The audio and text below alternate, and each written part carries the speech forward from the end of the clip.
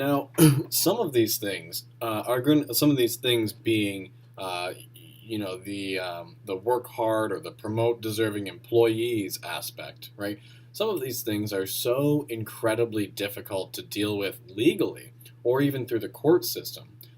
So what we want to do is we want to find a way to sort of make these implicit contracts what we call self-enforcing.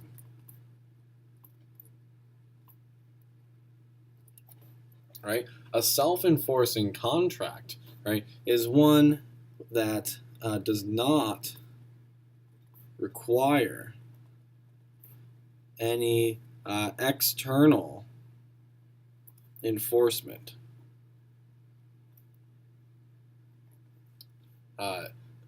Right? It's a contract that does not require any sort of an external enforcement at all, right? And the reason why is because both parties have strong private incentives to see that the contract is not broken, okay? And so one source of difficulty that arises in situations like this is what we call asymmetric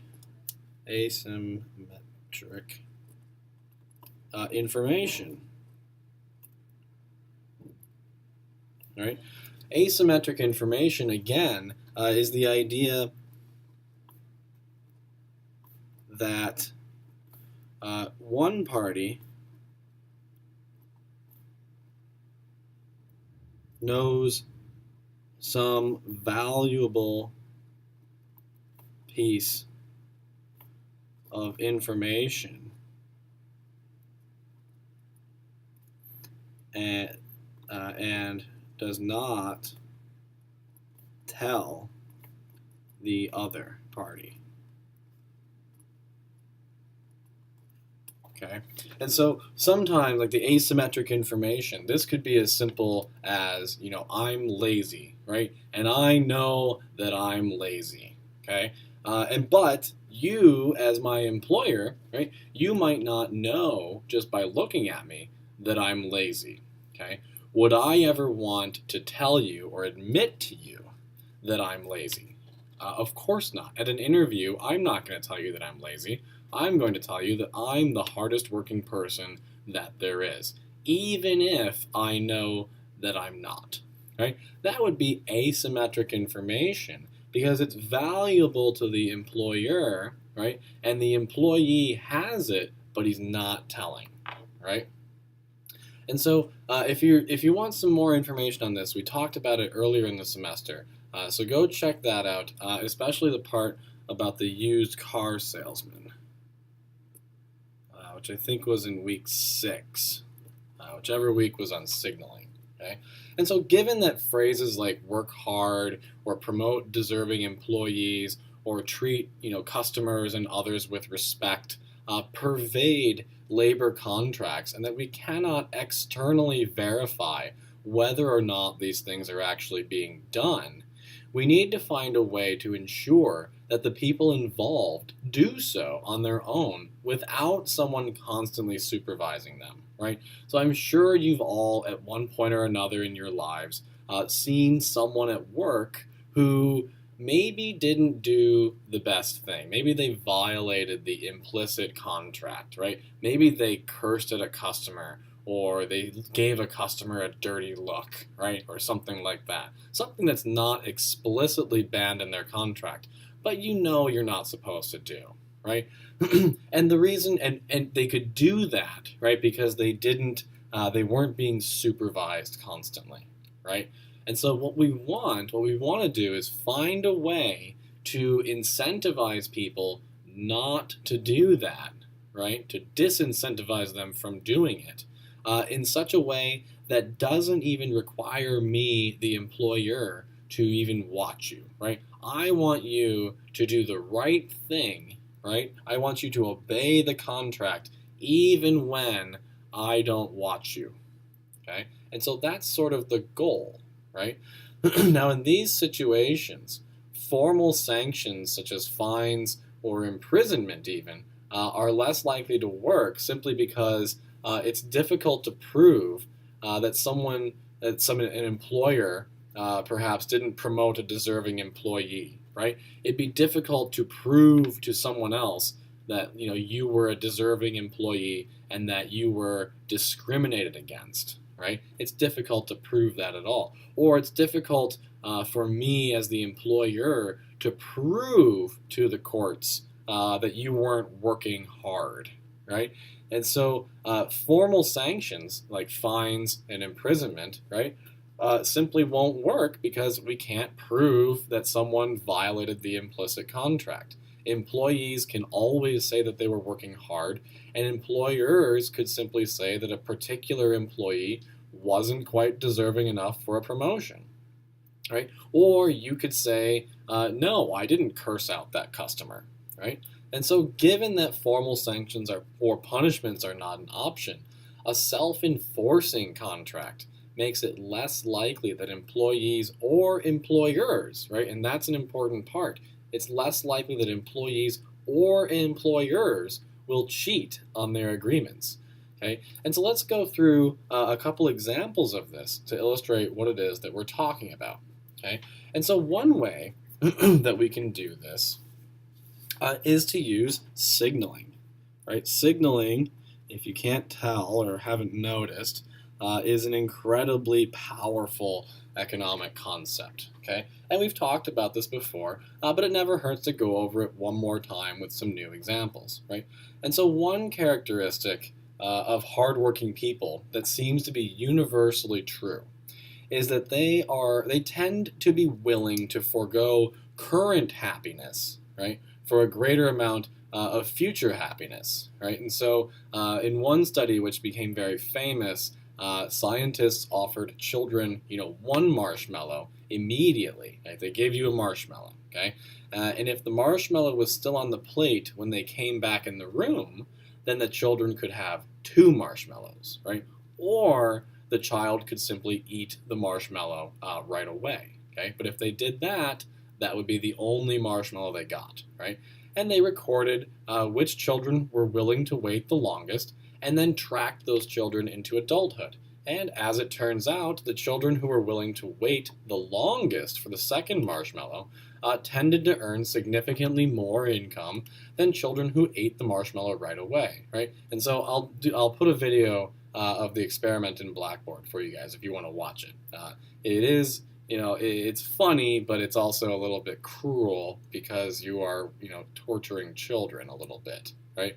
One way to evidence this is in your own lives is to go to college, right? So if you want to prove to your employer that you're willing to forego happiness, right, then go to college, right? I haven't heard anyone argue that living like a college student is some sort of a glamorous lifestyle, right? In fact, I'm pretty sure that it's actually the opposite. Living like a college student is not fun, right? You guys eat ramen noodles and Oscar Mayer hot dogs, and you drink Natty Light and think it tastes good, right? Ugh, no, never again. Those are inferior goods, which if you remember from your principles of micro class, someday you won't consume anymore, right? Turns out, right, and this is going to shock you, right, beer can actually taste good and you can enjoy drinking it, right? But someday you'll find that out, right? And I look forward to sharing a beer with you guys in the near future, okay? And so what you're doing by being in college, right, is foregoing present happiness for a greater amount of future happiness, right? And so what you do, right, hardworking people,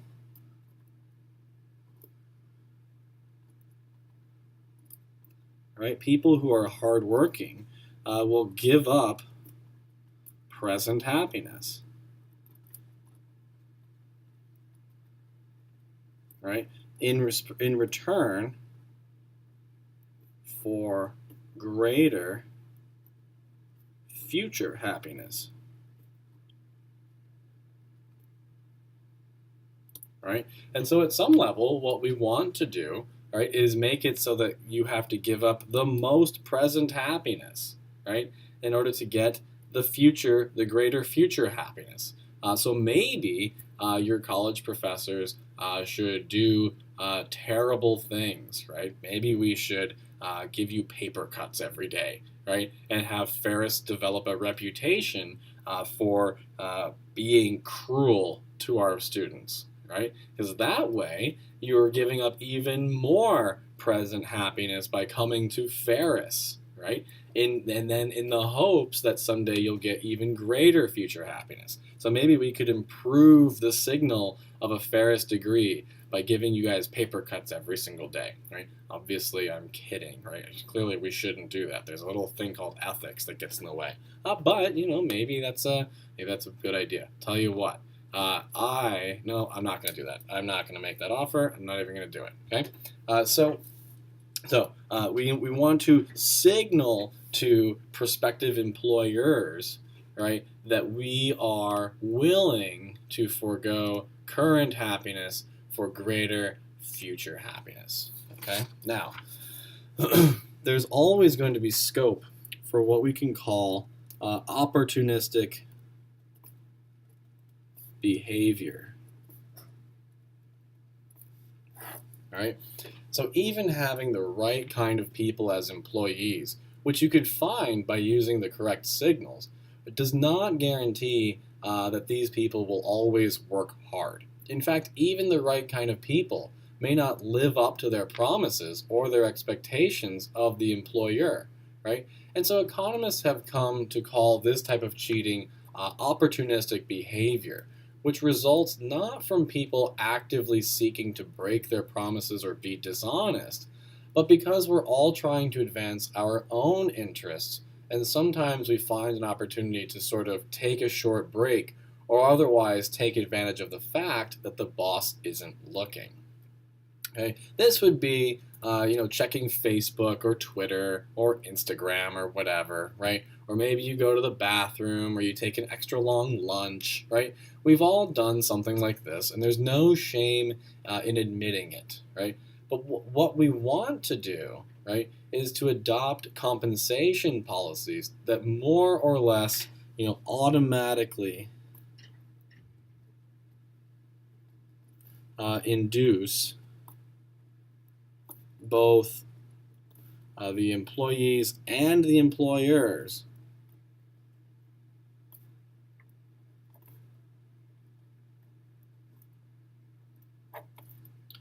to stick to their promises.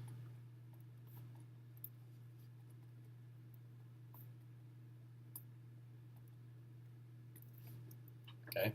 Now, one of the keys to a successful self-enforcing contract is that losses are imposed on the cheater without the observer having to prove that a contract violation has occurred, right? So what we want is the cheater, the person who breaks the promise, right, to feel costs even if, right, the other person, right, has no idea, doesn't know, or can't prove that a contract, let's say a violation, has occurred. All right, we want the cheater to be punished even if the cheated cannot prove it and cannot know it, right? We want that type of thing to happen. So in the case of the labor market, cheating on your promises typically results in the offended party, either the employee or the employer, severing the relationship, right? So if you cheat on your contract, if you're a boss and you fail to pay your employee on time, right, they might, decide to quit, right? And so an easy way, right? So what we want, right, is for everyone to basically not want to break the contract, right? We want everyone to benefit from the contract such that they don't want it to be broken. Okay? And so what the self-enforcement aspect of these contracts requires is that both the employee and the employer are better off from honest continuation of the existing relationship than from severing it. So essentially what we want is to make it so that the employee would be worse off if they lost their job, but we also want it to be the case that the employer would be worse off if the employee quit, right? Now, an easy way to prevent cheating by employees is to simply overpay them, right? So if we want, we can prevent employees from cheating by overpaying them.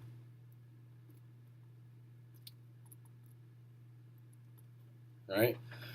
If they're being paid more by working for your company than they could otherwise earn by working anywhere else, then the employee will want to make sure that they don't lose their job and will then lose their desire to cheat on their agreements.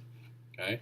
An easy way to prevent employers from cheating is for employers to actually accept being underpaid. Right? So we can prevent employers from cheating by working for low wages. Okay, so let's say that I'm the employer and I tell you I want you to come work for me, but I don't want to ever have to look at you. I don't ever want to have to look at you while you're working and make sure that you are. I hope we didn't lose anything, right? And make sure that you're doing your job, right? I want to simply know that you're going to do it, right? And so here, I'm going to pay you over and above what you could earn at any other business. But if I even suspect that you're cheating, right, then I fire you, right? And so what would you do in that scenario, right? You would make sure that I never even suspected that you were cheating, right? And so we see this is actually just the opposite of what I do for my in-person exams, right? So I tell the students right before I give them my exam that if I even suspect that they are cheating, I will assume that they did, and I will move heaven and earth to punish them as severely as I possibly can, up to and including getting them expelled, right? And so that's a very harsh punishment, right? But as a result of the extremely harsh punishment, right, which I am willing to do, by the way, right, as a result of the extremely harsh punishment, I never really have to look up and look around the room because the students all know that if they even make me think that they're cheating, I will get them kicked out of school, right? And so that's a form of me over-punishing, which is just the opposite of overpaying, really. And so as an employee, what you can do to make sure that your employer or your boss never fires you is by working for low wages. So if you're producing, let's say, $100 an hour worth of value, and you want to make sure that you never lose your job, well, all you have to do is work for less than $100 per hour, right? Maybe you work for $50 an hour, right? And you tell your boss and say, look, you are never going to cheat me. If you do, I leave, right? And if you leave, they miss out on all the money that you're earning for them. And so your employer or your boss would have a very strong incentive to make sure that you are always happy, right? And so as a result of employees being overpaid, right, they will never want to cheat. And as a result of employees being underpaid, employers will never want to cheat, right? And so what we need to figure out is some way by which we can both overpay employees and underpay employees. And so this is sort of a difficult thing, right? In situations where employee cheating is very high, right? What we would expect to see are employees being slightly overpaid, right? In situations where employers are likely to cheat you, right? What we see are employees being slightly underpaid, right? Because again, remember that one of the more valuable things in life is not necessarily your income, but the certainty of your income, right? And so even though it sounds like underpaying employees is employer abuse, right? And at some level I'm not disagreeing with you, right? Being underpaid protects you, right? It makes sure that you always have a job, right? And so what we need to do, what we need to find are situations where we can sort of create a surplus.